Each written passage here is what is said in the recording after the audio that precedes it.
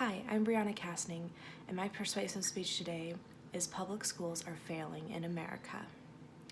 Public schools are failing in America today for our children. According to the results from the Program of International Student Assessments, the U.S. ranked 23rd in reading, 25th in science, and 40th in math.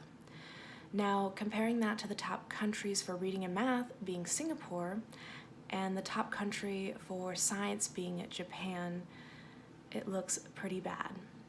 I want to explore why the U.S. is internationally behind on educating its children.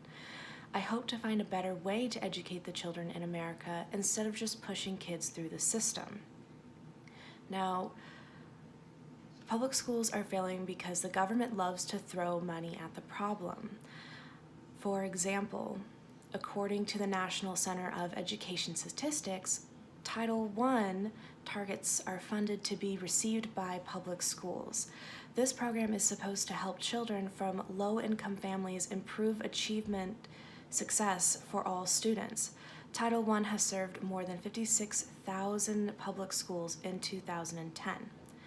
According to Dr. Vicki Wells, annual U.S. expenditures per student are significantly higher than those of the top performing nations.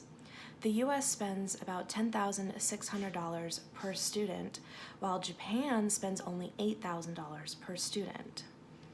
The dropout rates in the U.S., according to NCES, are white students born in the U.S., dropout rate is 4.4%. While students born outside of the U.S. dropout rate is 3.8%.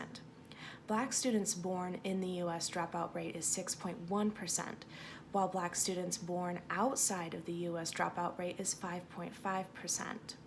On the flip side of dropout rates, Hispanic students born in the U.S. dropout rate is 6.5%, while Hispanic students born outside of the U.S. dropout rate is 16.1%.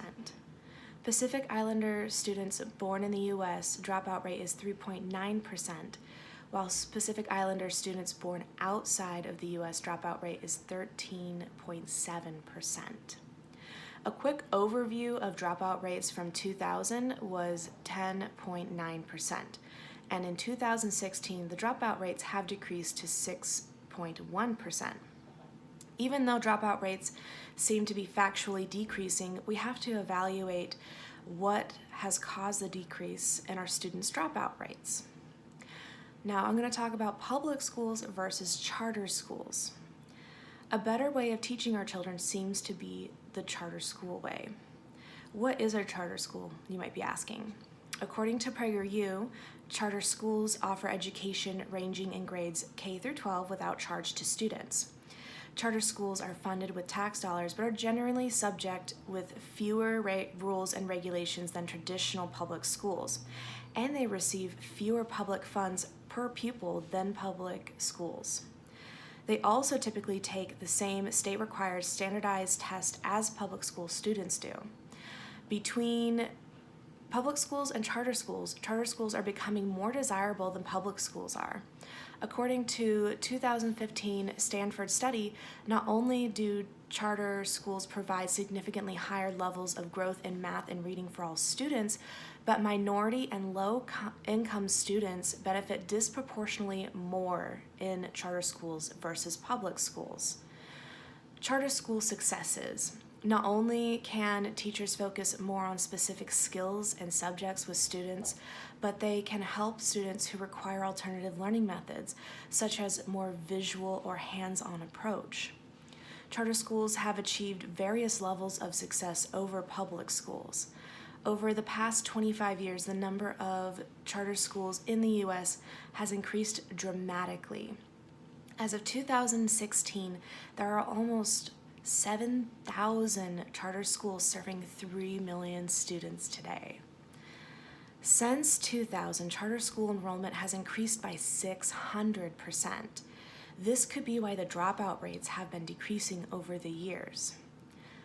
In conclusion, I have informed you of the failings of public school versus the success of charter schools. Pushing kids through the public school system and throwing money at the problem isn't the solution for helping our children.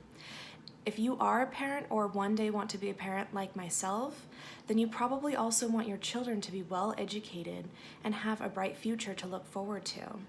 If both public school and charter schools are free for students to attend, then wouldn't you want the best school with the more success rates? It's kind of a no-brainer.